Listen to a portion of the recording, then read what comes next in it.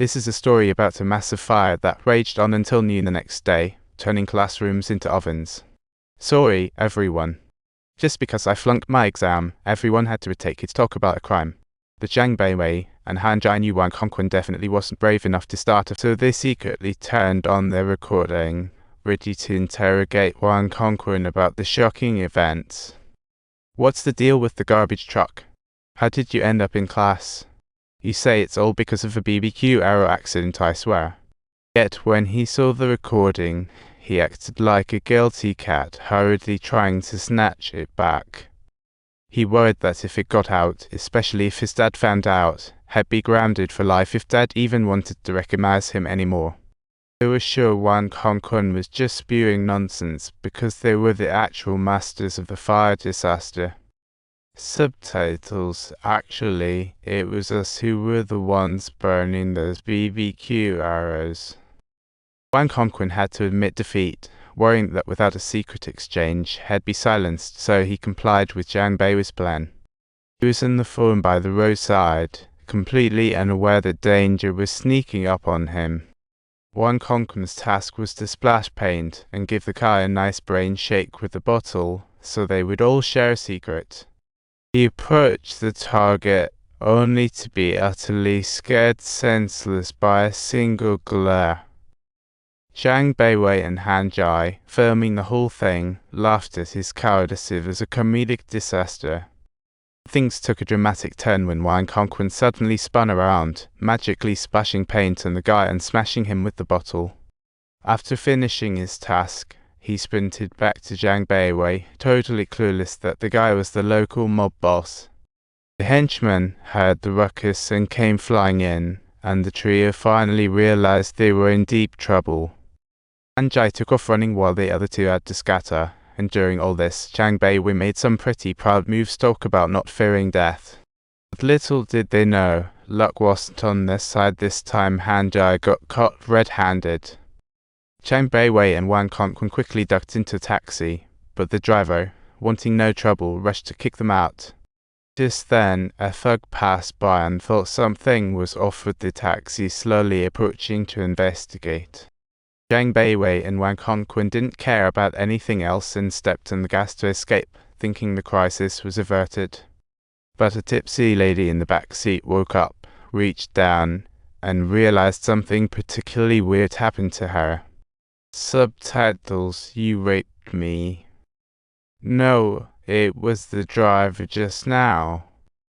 Turns out, just minutes ago, the driver had taken advantage of the drunk lady, and the trio on the rooftop saw everything but chose to do nothing. Classic bad decision. And now it all came back to haunt them, so they tried to send her on her way. Miss, where to?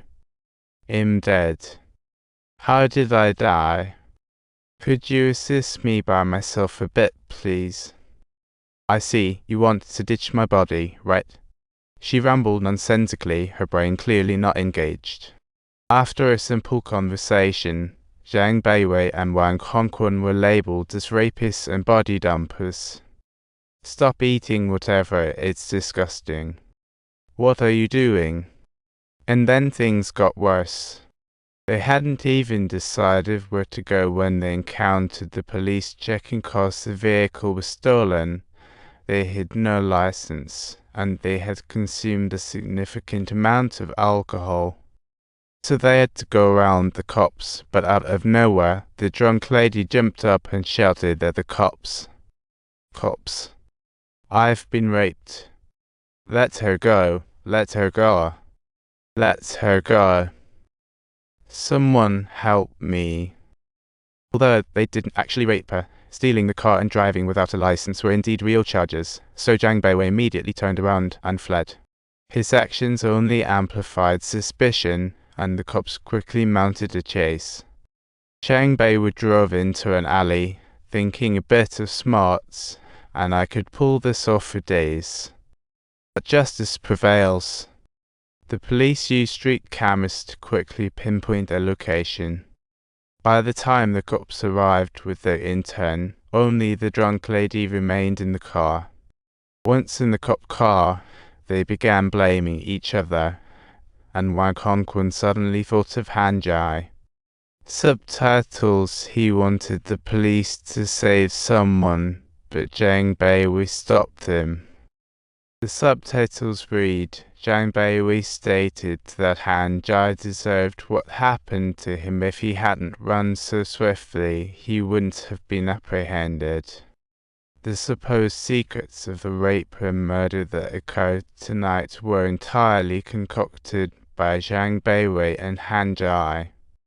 What the hell? How did I fall for this? Me rape that idiot? Mom, you try it. That damn idiot Han Jai, can he really kill someone? This simply can't be real. Turns out the reason that clueless girl got pregnant was because of her dad, the director. The sting of betrayal hit hard, and when Konkon realized his so-called brothers were just messing with him, he was the real clown. He started regretting his choices. If only he hadn't listened to them, he wouldn't be in this mess now. But it was too late for regrets. The tension in the car was thick enough to cut with a knife, and finally the cops spoke up. How many good people do you reckon there are? About 10%, while the bad guys make up 90%.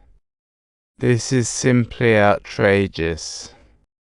People run red lights when no one is watching, and there are drinks left and finished everywhere.